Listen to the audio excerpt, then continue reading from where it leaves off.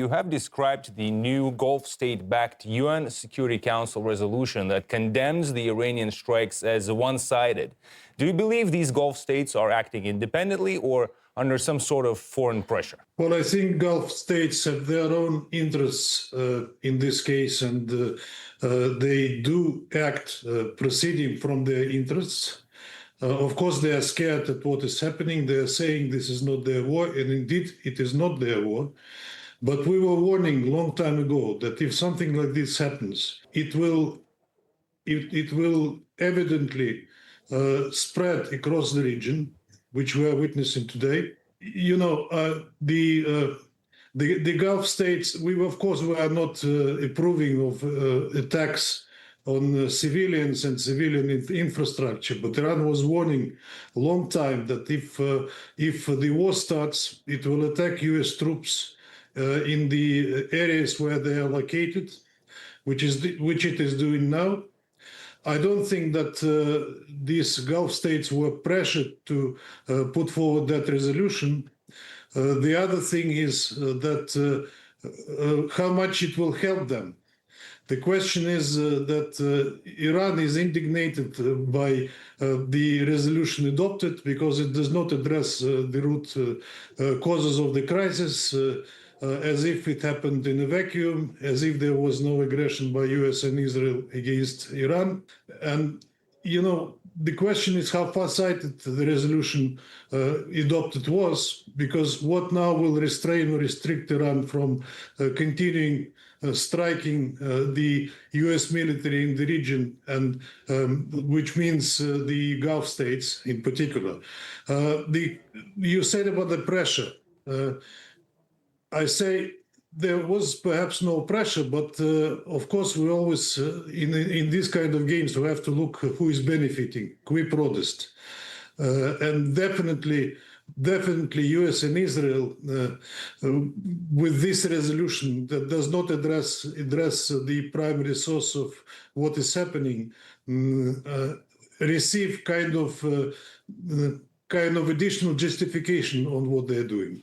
And what exactly does this UN Security Council resolution vote demonstrate about the priorities of geopolitical alliances versus international law and the UN Charter for some countries? The Western countries live long time under the guise of the so-called rules-based international order, which of course differs from the international law codified in the UN Charter.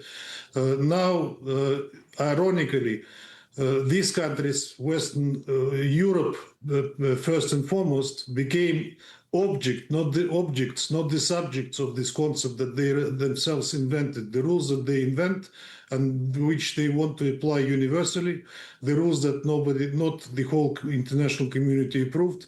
The most vivid example of that is Greenland, of course, about which they were shocked. And you've described the recent Western rhetoric about international law at the UN Security Council as hollow. What exactly do you mean by that? By that, I mean selective interpretation of international law.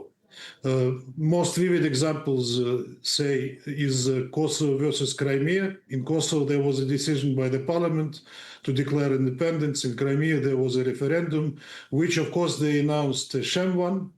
There was a Secretary General recently excelled himself in a scandal when he allowed and assumed that there could be a referendum on self-determination of Greenland, but when asked a question about Donbass, he said that's another case.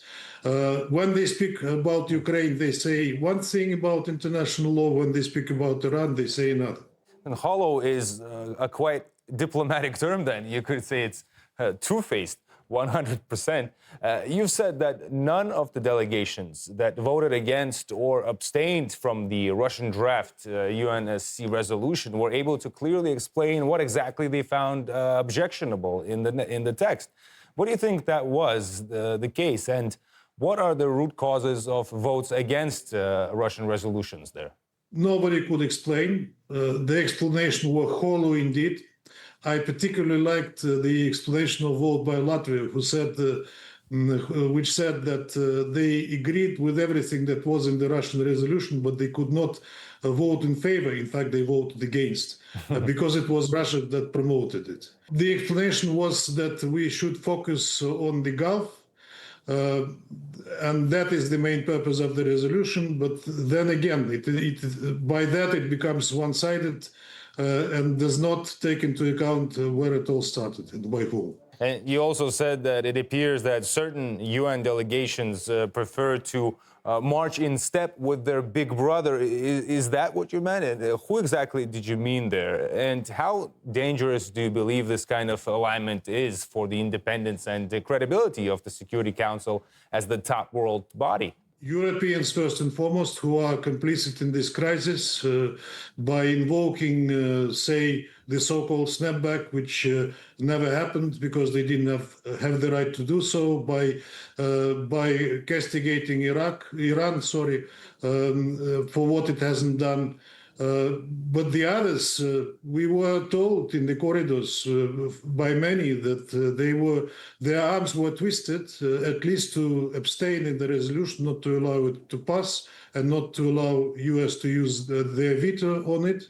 I remember when there was, in 2022, we had a special session of the General Assembly on Ukraine. I think that was a resolution on the referendums that took place. And the West was collecting votes, and they needed as many as they could. And I remember one US, and they demarched and they blackmailed here and in the capitals. And I remember one State Department official on the eve of the voting said, every vote matters, every Palau and Fiji matters. Palau was sitting right before me, and I asked him how they liked the characteristic. And you've said the UN Security Council vote on Iran was a litmus test, a theater of the absurd, and quite simply a disgrace.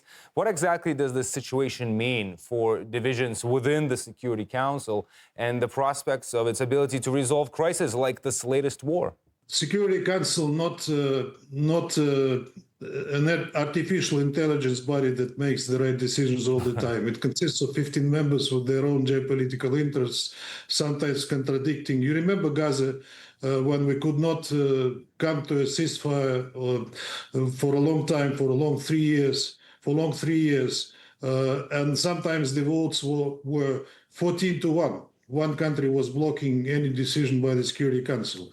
So can we blame the Security Council for what happened, or one country that prevented to take a decision? And at the same time, Russia's draft resolution emphasized the security of all states in the Middle East without any exception.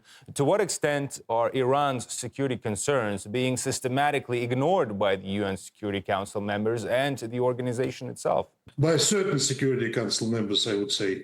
Iran's concerns, security concerns, as well as concerns of all the states, including the neighboring countries, is of utmost importance. They have the right for security. Israel has the right to security. The Gulf states have the right to security. Lebanon has the right to security, but it is not being observed. You know that U.S. recently confessed that they planned that operation while they were negotiating with Iran, and Iran was doing that in good faith. Israel recently confessed that they were planning together with the U.S. To start this operation 2 or 3 months before it started, which means that these negotiations were just a smokescreen. And you've also warned that those who opposed Russia's draft resolution could bear responsibility for future escalation. What sort of escalation do you mean, and which governments could become responsible for it? Look, we don't know what will happen. The Blitzkrieg failed.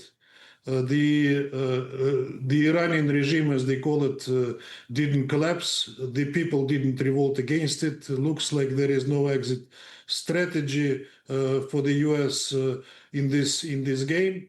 I'm not a fortune teller, but the situation is really dire, and we are calling for the political and diplomatic solution. And those who are opposing it, and by de facto they did it when they voted, they didn't vote in favor of our resolution, means that they bear responsibility. As simple as that.